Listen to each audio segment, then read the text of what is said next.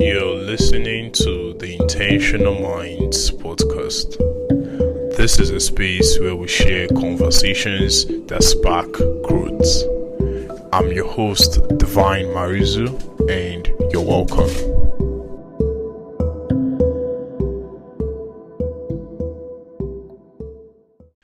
Welcome to episode 2 of the Intentional Minds podcast.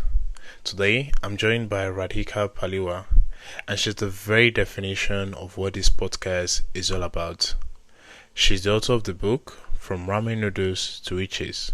She's an engineer and an investor.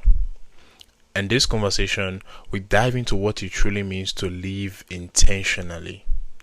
Radhika shares powerful insights on reflecting, planning, and making the most of the year ahead. But we don't stop there. This episode is packed with practical advice on how to build and maintain meaningful relationships, both personal and professional, and how to intentionally connect with those you admire. Plus, Radhika opens up about her book's journey, her personal finance strategies, and ways to build passive income. Trust me, this conversation will leave you inspired, so let's get into it. Hi Radhika, welcome to the Intentional Minds podcast. How are you doing today? Doing well. Thank you for having me, Divine. Amazing. I was thinking about what's the best way to introduce you, and I just couldn't find a very good introduction, and that's because you wear many hats, right? You're someone who's multi-passionate, and whatever you do, you go in for it. And I said, I'm going to leave you to introduce yourself, how best you would like to be introduced. Cool. Yeah, you're absolutely right. I like to wear multiple hats. I like to say that I started my career off as an engineer, so I think my core is definitely like being on the techie engineering side. I'm in the tech space right now as well as my main job. Yeah. But then, like you said, I've expanded a little bit from there. I am an author. As of last year, I wrote a book and published it. I like to also, continue my newsletter, grow that community. So I'll work a lot of that. And then lastly, I'm a speaker at various different schools, universities, continuing to kind of share what I've learned throughout my journey. And then the one tidbit, my book is about personal finance. So finance is something that's really important to me. So as a part of that, I've invested in a lot of properties and, stock market, things like that. So I would classify myself as an investor as well. So multiple different hats, but I think, as you kind of grow yourself and your portfolio, it kind of tends to be the case with most people. I'm sure it's the same for you and other guests on the podcast as well. Absolutely. You're the kind of person when we say, who do you want to be like when you want to grow up? And for me, I'm going to say Radhika, generally speaking, because your skill set and experience and career cuts across so many fields. And I'm so excited to get into this conversation. We're going to talk about your book because it's really fascinating, generally speaking. And when you were just saying this, right, I just thought to myself, like, this doesn't happen by accident, right? You don't find someone who just starts exploring these different fields, wearing these multiple hats. There has to be intentionality behind it. And that's where I want to start this conversation from. Like, what does being intentional mean to you? Like living a life of intentionality. I love this question. It being January 2nd today, I've been thinking about this a lot. Living intentionally means taking ownership of your life, right? And making very deliberate choices that align with who you are, whether that's your values, your goals, and setting that intention for what you want your life to look like. I think it's really just about having a lot of purpose. One of the things that really bothers me actually about a lot of people is oftentimes I see others take a backseat in the car, right? Like they're just letting life happen to them. They're not really driving. They're just living very passively. And it's, it kind of tends to happen as all of us as human beings. We kind of like, over the course of years, lose touch with the sense that we are in control and it is our life. So for me, it's taking that steering wheel and driving your life like it's the car, and living intentionally is very purposeful in every single thing that you're doing. Amazing. Beautifully well said. My own analogy I like to use is like your whole life by the horn, right? I kind of like stay Yes, it. But that's that's a good very one. beautiful. Really. But then the question I'll ask you as a follow up to that would be, why is it that some people are not doing that? Right? Mm, You have yourself who is doing this, and then for many, they don't seem to be doing this, right? And yeah. if they're listening to this and be like, maybe I've not been living so intentional with my life, how can I begin that journey? What would you say to them? Yeah, that's a good point. I think a lot of people, I mean, I've experienced this myself as well, right? You have some tough experiences. For example, COVID. It's an experience that has affected all of us where Yeah, we weren't really in control during that time because this was this mass pandemic disease that like took over, and we had to kind of just survive in these societies like kind of all by ourselves individually with our families, whatever the situation was like. So situations like COVID, maybe schooling, maybe a tough boss, I think puts people in a place that tells them that maybe they're not in control and therefore they start living passively. And I think it's yeah, just a mindset shift, right? Like again, I remember being in those days. I remember just being like, okay, well, after ninth grade there's 10th grade, after 10th grade there's 11th grade. yeah, But once in my head I was like, wait a minute, like once it's in my control to do like what I want to do, and want to live my life. It's up to me, like what time I want to wake up, how I want to spend the day. Sure, maybe I have some requirements for the day, like attending meetings or brushing my teeth or spending time with family, whatever those requirements may be. But outside of that, it's really up to me. So I think like just thinking about it differently and shifting your mindset as far as, okay, some things may not be in your control, but what are those things that are in your control, and can I make a difference towards it, or can I take action towards it today? beautiful, beautiful. That mindset shift needs to be there. So it's like if you're Yeah. listening to this right now, just do what she just said. Like think about what are the things that are within your control, and then see ways whereby you can actually make those things like actionable plans to improve on those areas. Beautifully well said. Beautifully well said. And as you are saying, like it's so perfect that we're having this conversation at the start of the year. And with the start of the year, it often comes the reflection of how the past year has been, how this year is going to be, New Year's goes, New Year's resolution, and Mhm. anybody who goes through your page, right, social media would notice one thing, right? You're so intentional about reflecting, right? You don't just do it at the start of the year. It's something you do during the middle of the year, every point in your life, and you're the best person to ask this, right? So it's like, how do you reflect and kind of like plan for the new year?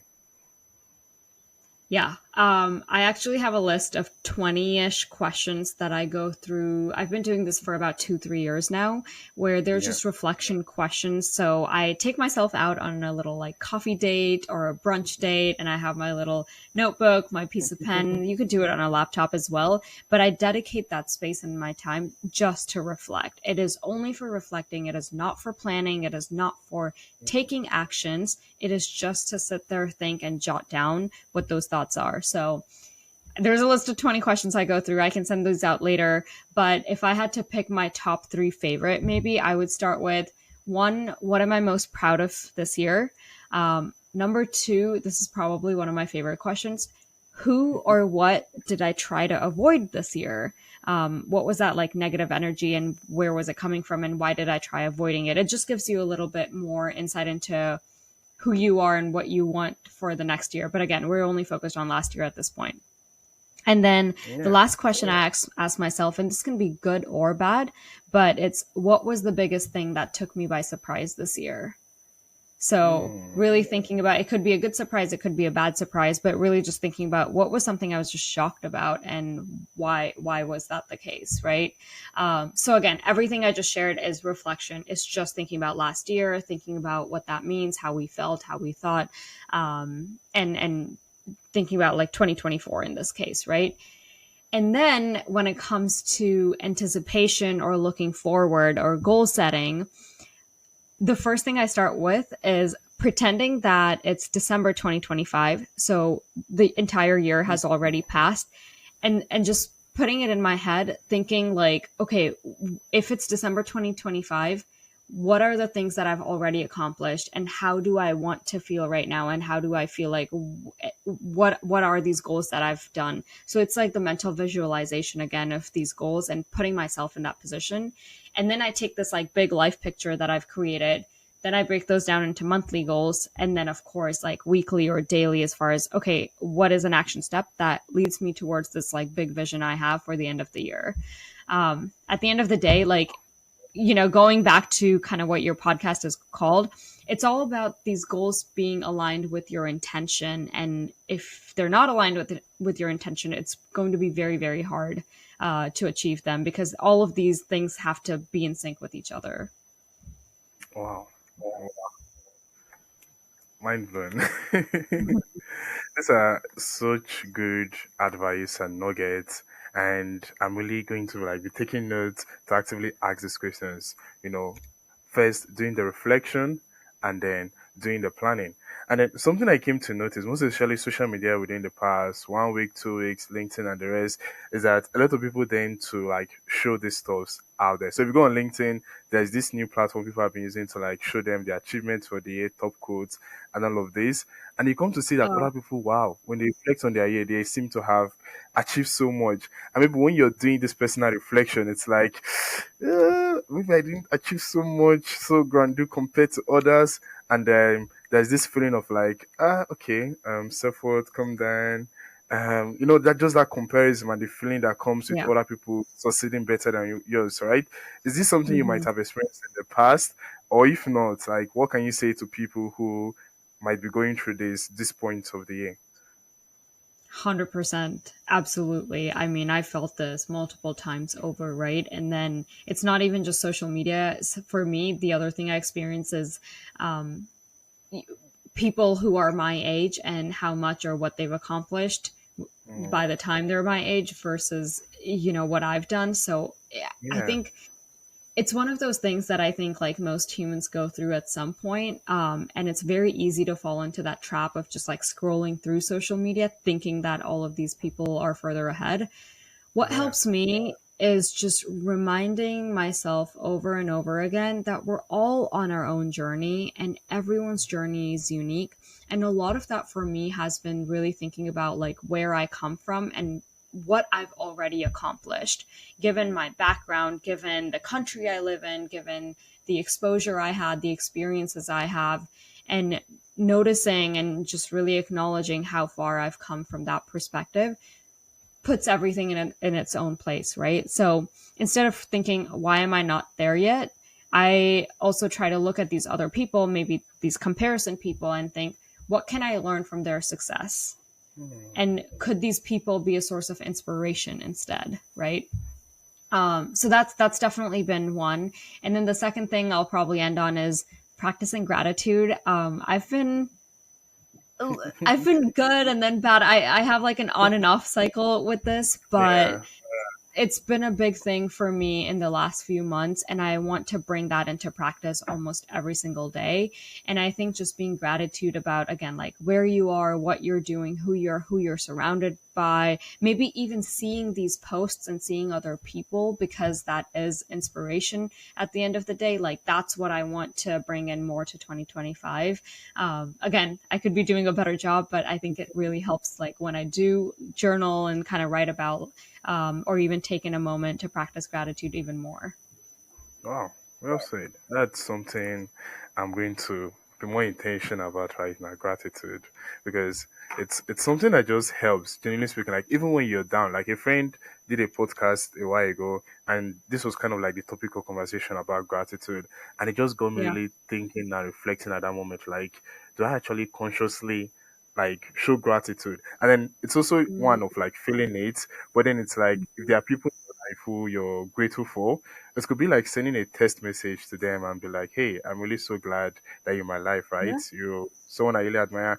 And then it just helps, right? You share them this love, they also feel valued. Like it's something Yep. we really want to do so much this year. So thank you so much for pointing that out.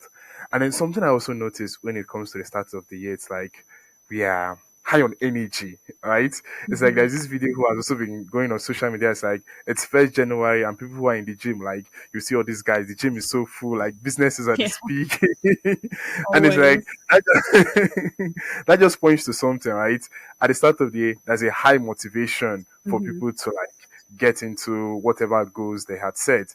But then 2 months down the line, three, six, it's like where's that person who was at January, right? There seems to be a Mm-hmm. discrepancy there. So it's like how can we make sure that the goals we set for the start of the year, like we can actually kind of like ensure that we act on them and not Yeah. just slip down the line? I think you said this earlier, actually. It's not about just setting goals and reflecting in December and January, but it's about continuously reflecting on them and continuously taking the time to think about, okay, like, what are we doing to accomplish these goals? For me, it works out really well because I do it in January, of course, like December, January. But then my birthday comes in July, which is like smack dab in the Mm, middle of the year. So then I use my birthday as an opportunity to be like, okay, well, it's 1 year since my birthday or half the year with these like yearly goals that I've set. So am I on track? What can I do to be better? Are these goals even serving me? Are they still aligned with who I am as a person? A lot of times, in the past, I've changed and what I've wanted has been different. So for me, it marks like a really good checkpoint. But I think on top of like doing a half year review, I would also add metrics. This is the first, second year I've really been very intentional about what I'm measuring and how I'm measuring it. Before, I would just be like, for example, like go to the gym every day and that's it. mm, But it's very hard to measure that, right? But now mm. my goals are, well, 10,000 steps a day or 300 calorie workouts 3 times a week. They're very, very specific and they're very measurable. And this way I can be like, okay, did this today, and it's a good way to check it off. But not only that, like a lot of times people also talk about like daily goals and daily check marks or habits, routines, whatever you want to call them. Yeah. You can also have check-ins on a monthly basis. Like it doesn't have to be a daily thing. It could just be like in this month, um, I don't know, like what's another good goal? Like I want to write 5,000 words or something, or I want to write like 2 pieces of journal entries or whatever it is. Like it doesn't have to be like a daily thing, which makes it really hard for people to keep up with because it's easy to give up. You're traveling, maybe you're sick, maybe you're busy. So like, yeah, I would just say like reflection regularly and checking in and having metrics to align yourself with. That's beautiful. Beautifully well said. I think I would need to like get a journal that allows Hmm. me to be able to like keep track of this and reflect. This was something when I started doing, it really helped me tremendously. And then you just like I prefer daily, right? But then you can't be Yeah. consistent. But then you shouldn't Yeah. like quit. But just like go back as often as you can to like just write down and reflect on these things. And then another thing that's also helped me is not rely on motivation because that's something I've Mm, can be so fleeting. There yeah. are days where I'm just so tired and I just don't want to do this. And it's like, habit a habit. It's kind of one of the things James Clear talks about, right? You're building that Wait, habit. have you Yeah? heard of this concept called like the minimum goal and a maximum goal? Not exactly. Okay, it's so cool. It's kind of changed how I approach this as well. Okay. So basically, the concept is, let's say you want to work out. I feel like Mm, fitness goals are just like easy to talk about all the time. Let's say you want to yeah. work out. You can have a minimum goal or a maximum goal. So the minimum can be, I'm in the gym 2 times a week, minimum. And maximum, you're in the gym 6 or 7 times a week. And so this way, like, even if, I don't know, some event happens, something in the family, you're traveling, again, you're busy, you're sick, whatever, all you have to do is hit the minimal goal. So again, like those daily challenges, like it's easy to give up on those because it's such a hard task to put in front of you in the first place. But if you have minimum maximum, it's a good way to ensure like you're still on track and where you're not too hard on yourself. That's what I thought. I read it from a book, I think. I believe it's called Wow. Effortless by Greg McKeown. Yeah. Wow. I am definitely getting that book. Thanks so much for Yeah. pointing out. Good. And genuinely, it's really changing a mindset shift. Like I'm having a mindset shift right now. 'Cause I've never really thought about this, right? Having that minimum goal versus maximum Mm-hmm. goal. So it's like as I'm also reflecting, I'm also going to see the goals that I have. What is the most minimum, the maximum? This is Yeah. a very, very good point. Thanks for pointing that out. And then while we're still on this topic, one of the things that I consciously want to work on this year is friendships and relationships.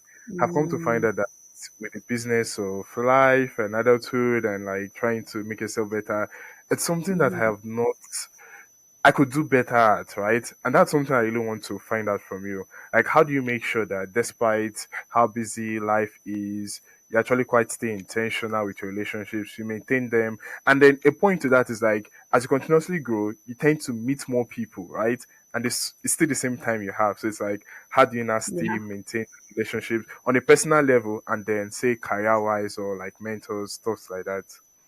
Yeah. That's okay. I can provide like a holistic view of what I do Okay. and then be very tactical about like what actions I take as well because I think there's two different Yeah. approaches, right? Okay. Number one, whenever it comes to networking, relationship building, friends, family, business, colleagues, all of that, I always lead with what can I do or how can I help this person? How can I add value to them? Whether it's with their goals, with their life, or maybe it's just a simple conversation, right? It could be, yeah, just having like offering encouragement, sharing a resource. And Yeah. sometimes, and more often than not, people are just looking for others who are genuinely curious about their story. And that's Mm, about it, right? So I create that, like, I guess just like starting with that approach creates like a very meaningful connection from that perspective.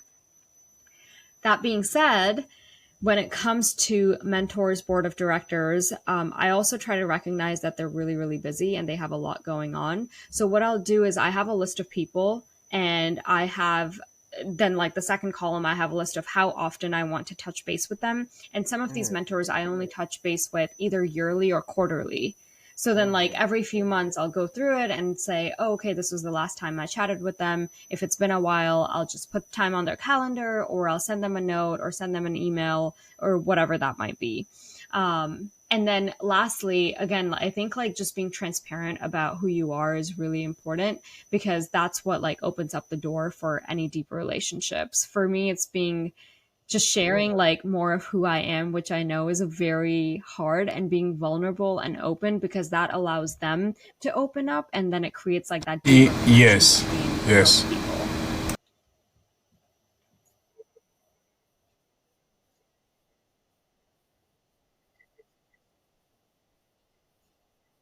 Yeah. I loved how you just put those words like being vulnerable. And that's something that I remember I came across from a mentor of mine who shared it about how it's important for you to be Mhm. vulnerable because people bond over vulnerability. But lots of times people try to like hide that things that makes them to be more vulnerable. But we need to embrace Yeah. that as individuals. And I think as a society, because that's kind of like the first step in like truly building friendship, kind of like the topic that you're talking about. And I really loved the advice that you gave when it comes to more or less maintaining relationship with these people.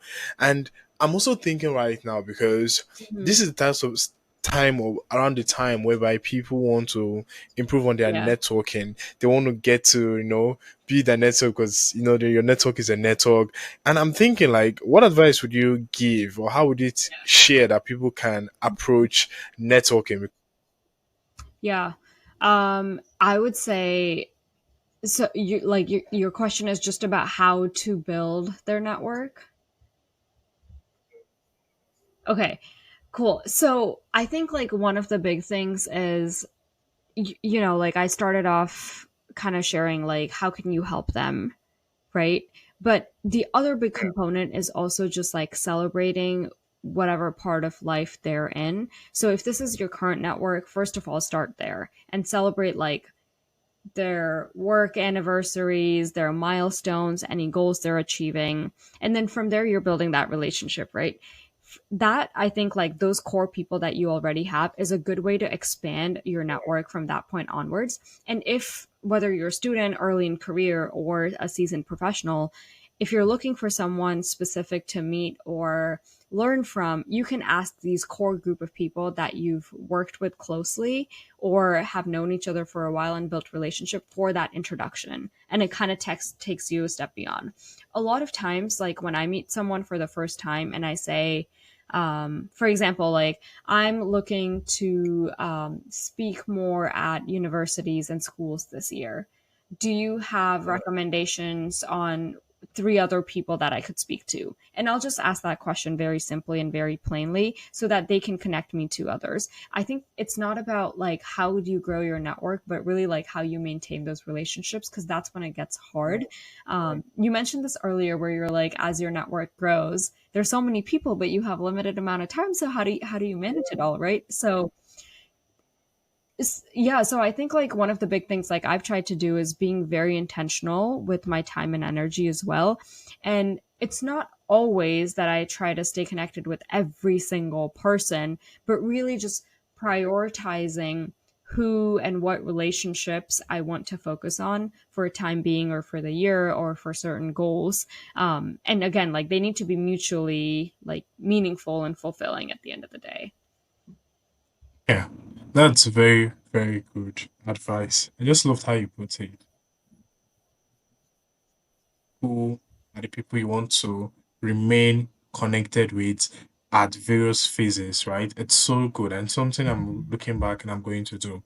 But I'm also Mhm. thinking of other people who might be like people who are far off, like they really admire and they want to connect with them, but they might not have the physical contact with them. How do you think they can approach speaking or reaching out to such people? Do you have any Just advice reach for out to that? them. Yeah, Ah, 100%. Just reach out to them. I've sent okay. so many cold emails, cold messages out of the blue, and whether it's on LinkedIn, finding their emails, whatever it is. My message is just, "Hey, this is who I am. My name is. I do this. I'm looking for this. I saw that you have experience in XYZ. I would love to connect to learn more about XYZ. Let me know when you're available," and that's it. So I've sent a lot of those, three or four lines. Maybe they never reply, or maybe they say no, I'm too busy. But it's not the end of the world, right? Like it's just a small hurdle, and if it's not the right person, it's not the right person. Then you reach out to someone else with that same title, role, company, whatever it is that you are seeking. Absolutely. You see, this has been a mindset that has taken me far for a very long time because this is something I used to do. And you don't realize, like, the mindset I just had was that if you reach out to 10 persons, guess what? You're only going to hear back from one or no one at all. And that would kind of like gets you mentally prepared Hmm. for it. And writing Yeah, emails, like code emails, is something that people do not really realize the power that comes from it because your ability to send a code email to someone, yeah, introducing who you are, showing why you're valuable. Because guess what? They're receiving this image from tons of other people. So you have to more or less pitch yeah. yourself in a way that gets them to respond. And you're just giving a very nice outline against how people can do this. That's It's just so vital. It's one of those things that nothing could wrong with drastically change or alter your life in ways that you might not even be able to expect or think. So really, again, thanks for really bringing that that. to perspective. Thinking about it is Yeah, also during this time, there are a lot of people who are looking to like transition jobs or looking for a job to gain correct. some form of income. So the question will more or less be like, how can people go about increasing their opportunities to get jobs or internships? Because this is something you share very good advice, and especially I was reading your post. Like, please, like, how can what would be the best approach for this? Yes, this is a really good question. I think finding your very first job or your internships are one of the most difficult things out there, especially as the industry is growing and there's more and more competition. So, first of all, I just want to recognize that. I recognize that it's very difficult to get the first experience. Once you have your first, it's easy to go from there because now you can talk about something, right? Yeah, First and foremost, I yeah. would say align your career goals and narrow down the industry and the role that you're looking for. I assume if you're in college or you're looking for an internship, that's something you already have. But You need to be very, very clear about that so that you can approach the right people and companies that way. Number two, we talked about this. I mean, at the end of the day, like networking is a game changer. More often than not, people get roles because of who they've networked with and who they've talked to than just applying online.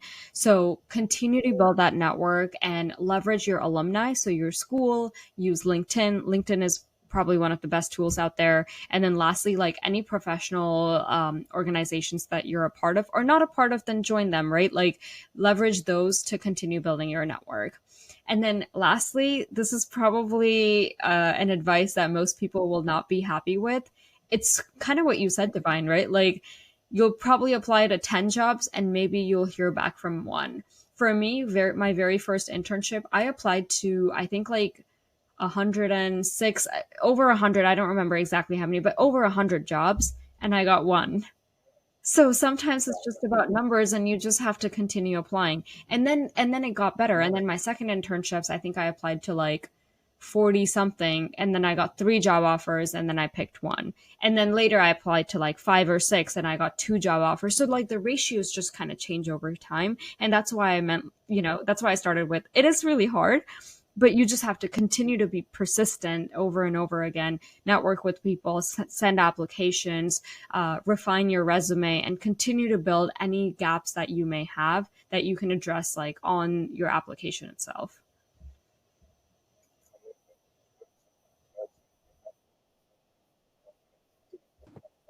So true, so true. I'm sure everyone listening to this can agree that they're getting so much value from it. There's something I've been itching to ask you about. Okay. And that is about Uh-huh. your book, From Ramen Noodles to Riches. It's such a very Yeah. beautifully well written book. Like, congratulations on that. Thank Like, you you. did Thank such a you. fantastic job, really. We are curious to know. I am curious to know.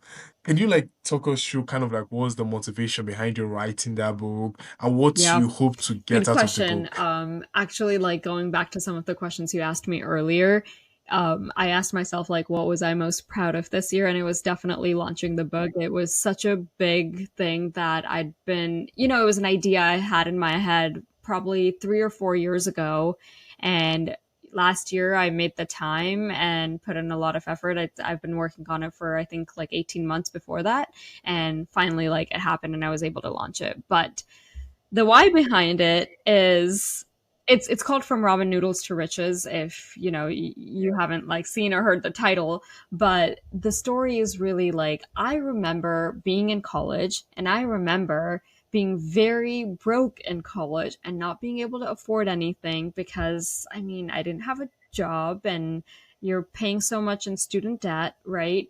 And on top of that, there was nothing about personal finance I knew. All I knew was I need to make money, but I didn't know about investing. I didn't know about savings. I didn't even know there was a high yield savings account. Like, I had no idea. So I was just kind of living life, waiting for it to happen to me. I was very passive about it, to be honest.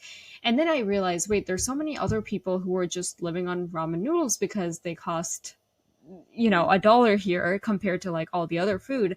So I decided to one fix my life. I decided to spend hours and days and months learning about personal finance, and I sat down, I read books, I watched YouTube videos, I listened to podcasts, I connected with people online, I learned how to invest. I opened up all of these accounts, I started putting money in, saw it grow over time, and then I realized, holy crap, like I just did this with my life. I need to share this with others and see how, they can benefit from it as well.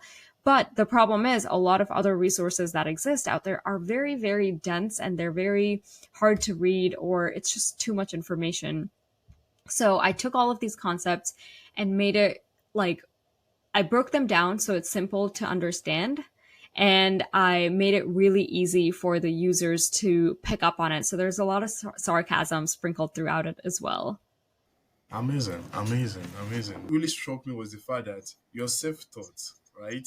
You spent time, put effort Hmm. to educate yourself on this. And if there's anything I'm learning from this, is like if there's something you're genuinely curious about, I want to know about, like don't allow the fact that you might not be, say, traditionally be from this field stop you Yeah. from actually going into that field, because that was what you did. And you did, like you pointed out, your book is just so easy to read with jokes that really enhances you to go on this journey of like personal finance. And Hmm. the question I'll ask you is, how can someone now do that, right? What are like three, four, one, two advice you give to someone who wants to get on that journey? And I'm going to say the first is to get your book. So take it from there. Yeah, thank you. Yeah, okay, I will try to condense it to two most important Yeah. ones that I think a lot of people know about but don't do for some reason. So maybe we can talk about that a little bit as well. Number Okay. one is live below your means. So this is really just about spending less money, and it doesn't really have to be budgeting. I do talk about budgeting. I think it's important to budget. You can have a very strict budget or you can have a rough one. You can calculate it. But like Yeah. regardless, the whole concept is living below your means. The reason this is I don't know, like maybe something that's very difficult for people to actually apply is because, again, of social media or the influences around us. Because I see a lot of people buy the latest Nike sneaker or get the jacket Yeah. that's trending or get jewelry that's like perfect with just one outfit they own. And I think those are just not needs. They're wants, and you don't really need to have all of your wants. So I think a lot of people understand this concept, but they don't actually apply it. And even my own friends, like for New Year's, they had their own outfit brand new that they were going to wear once and once only. Like it's really just not necessary. Or I have friends who are living in like really nice, like very expensive apartment buildings or have like the best car out there when they really don't need Yeah. it, you know, like it's just a waste of money at that point. Absolutely. Um, Number two, and Absolutely. I think again, this is something people probably know about as well, but it's so important to reiterate the point is invest now and invest as early as possible. Like the way I say it is start small, start now. So a lot of people think, I even thought this when I didn't know anything about money. I thought Yeah. only rich people or I thought only millionaires could invest because they had the money to invest. But I was so wrong. Like you can invest Yeah. with as much as your lunch costs. Like I started investing with I think $50. So you can really start with even $25, and Yeah. starting small and starting now I think is key because one, compound interest is 100% a thing. Your money takes a little bit of time to grow, and that's what you're doing. And then two, starting Absolutely. small also allows you to experiment with different things. You can put it in various different things and see how it's affecting it, grow it a little bit more, and continue to build on it. So I would leave with that. Like, even if you're a student, use your lunch money to put it in there. The sneakers that you were going to buy from Nike, put it in your savings or investing instead, and just see what that does in 5 years.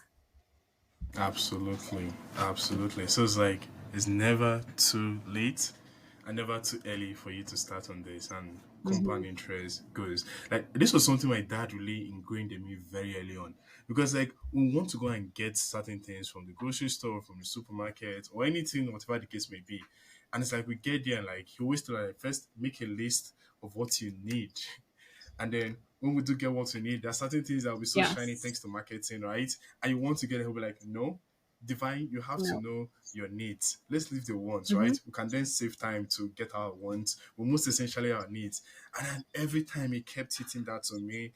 And then now growing up, I come to see the value of doing that. Because there are certain times when I want to get something, I'm like, no, Divine, let's get our needs and then we'll plan for that. It's just kind of like that muscle, those little things that fix that kind of like helps you later on. And it also still speaks to what you talked about, like starting early investing, right? Even if, no matter how small it is, even if you seem like it's not reasonable, it's like when you keep doing that, you come to find out like you're building a habit around it. So it's like when you start earning more, you've already built that muscle, that habit to keep investing, and you just see the compound interest actually grow from there. Genuinely very good advice. And still on this topic, one of the things you also still talk about is passive income when it comes to Hmm. your personal finance journey.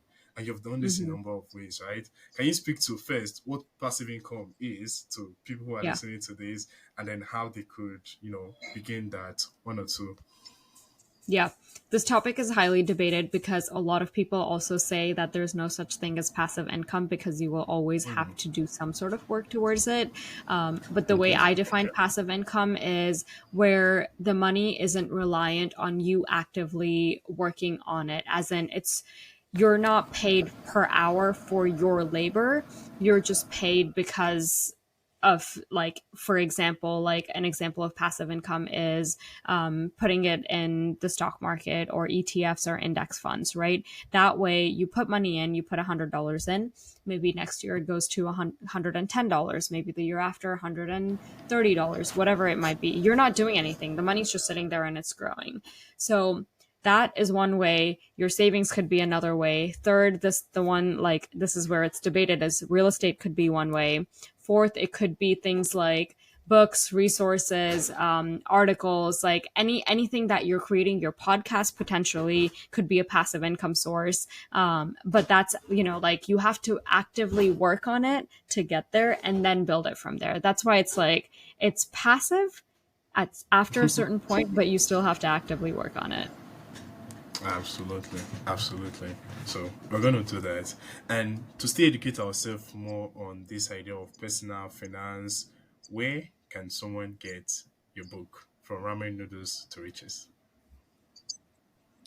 It's Where actually can on one find it? Amazon and on my website. So Amazon's probably like the best and easiest way for everyone to access it. And then my website, if for some reason that doesn't work, there's online versions as well. Amazing, amazing. And now, on this note, as we gradually round up our conversation today, I saw one of your posts earlier on when you talked about how one of the key habits that has drastically changed or improved your life is reading, right? Yeah. And for some reason, that was not always a habit that you had. There was a point whereby it started and then you just continued from then. So it's like, take us through what that journey was like. Why is it that everyone who is not reading this 2025, they should get into the habit of reading? Yeah. It's like having more mentors and advisors and directors and people who are like minded to you without actually meeting them. It's like getting another, like, source of expertise in the room to help you along with your life. I didn't like reading because I didn't find the right books, and I could have done more research to find the right books, but I don't know. At that point, I was like, oh, this is stupid. It's boring. Like, I'm just wasting my time. I'm not, like, what's the point? And then I found the very first book I read was Essentialism by Greg McNone. And I was like, wait, this is really cool. And I'm learning so much. And it's kind of attacking me. And like, this guy's basically saying everything I do with my life is wrong. But I kind of loved it because it was a way to challenge me. And books have this way of challenging you that I never really had experienced before in my life. Amazing, amazing. And then you've mentioned one. What are some other books you think that you recommend to everybody to read? Yeah. Okay, this is a good question. Let me think about it for a second. There's so many good books out there. The three books I would recommend would be number one, Designing Your Life by Dave Evans and Bill Burnett. This is a study, it's actually a class that's taught at Stanford University. And these two professors came together to really teach students how to design their life. It's another topic that I feel like not a lot of us learn about or speak about. And it goes through exercises to help you understand who you are. And then towards the middle of it, you'll design three different lives for yourself. And towards the end of it, you're on a very clear path as far as the life that you are creating. I think it's perfect for like everyone, no matter what background, no matter what age, any of that. Okay, second book I would recommend. I think this is one of the best books possible. I think you would personally love it if you haven't read it. It's called Shoe Dog by Phil Knight, who's the founder and CEO of Nike. Or founder, and now we have a new CEO. Yeah. But it's really about Yeah. his journey and how he like founded Nike and how he came up with it. And I think it's so cool because Nike's a brand that is an everyday brand we all look up to. We all wear clothes from it. But he had so many struggles and he failed so much. And I think it's such a good way for us to be like, wait, if a company like Nike can fail and survive so many times, then like what can we do, right? So for all like everyone entrepreneurial out there, this one's probably my favorite recommendations. And then lastly, I'll say, yeah, shameless plug to my book, From Ramen Noodles to Riches. It's very practical. It's short. Like for anyone learning about personal finance, it's less Absolutely. than 70 pages that you can pick up and start reading, right? Absolutely, absolutely. And we're definitely going to put a link in this podcast release so that people can get it. So well done. Very, very good book recommendations, actually. And if anybody's listening to this, like get into that habit of like reading books. Something that's personally helped me is like listening to books. So I come Mm, to find out that I might be so busy that I don't get to read books, but then audiobooks are always good for me. And then when I listen to them, I can also listen to it at like 2x speed. My maximum listening speed now is like 3.5x speed. So it's like when I'm driving to school, when I'm doing other that's smart. activities, you get to keep reading and learning. So it's like the value you get to it, just like you pointed out earlier, like it's just so astronomical because you're learning from the lives of other people and their experiences. And it's like this entire thing, you can just distill it down into like hours of reading. Hmm. So very, very, very well said. You have a podcast, sorry, a newsletter rather, that talks about intentionality, right? Building life of intention. Tell us about that newsletter and kind of like why everyone should follow that because it's so good. Can I tell you a secret? This Yeah. newsletter was actually called Surviving Adulthood because I Ooh. felt like that's what I was doing. I didn't think like, I was just going through life and I'm like, man, I'm learning stuff and I'm just surviving over here. So Yeah. it was called that maybe 3 or 4 years ago. And then I changed it to Life by Design. And then recently I changed it to Mm. Intent because I think this one word, intent, intentionality, intentional living, however you want to define it, is the one word that defines like Yeah. every single thing I'm doing, whether it's in the finance space, whether it's with my job, whether it's with writing and helping others. Like that is the one word that brings everything together. So I would still say like the three big things I talk about is one, personal development, essentially like how I am and how if people are interested can just grow themselves and be the version of themselves that they've always wanted to be. Number two, I talk a lot about career growth as well. It could be how Mm. to handle negotiations, promotions, talking to managers, leading meetings, things like that.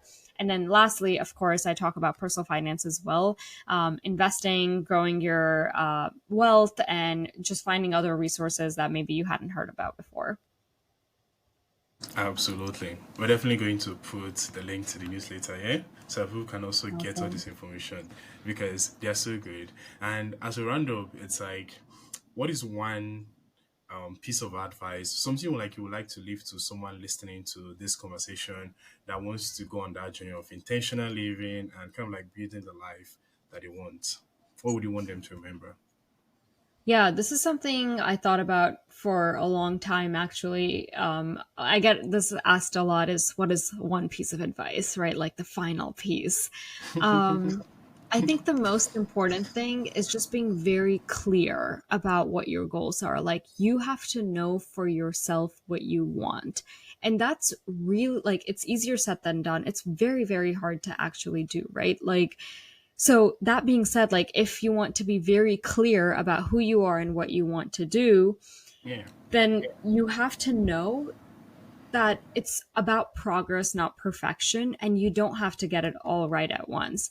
And you could take 2025, the year of exploration, and you could just spend time like exploring what that is, but being very clear that you are in the realm of exploring is 100% okay.